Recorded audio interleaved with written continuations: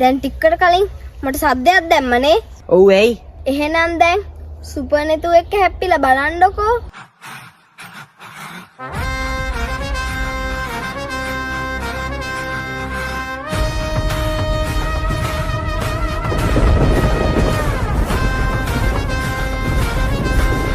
ඇත්තටම අපේ අක්කුට සද්දයක් දැම්ම කියන්නේ ආ. දුවන්න නම් ලෑස්ති වෙන්න එපා. මං සුපර් නෙතු.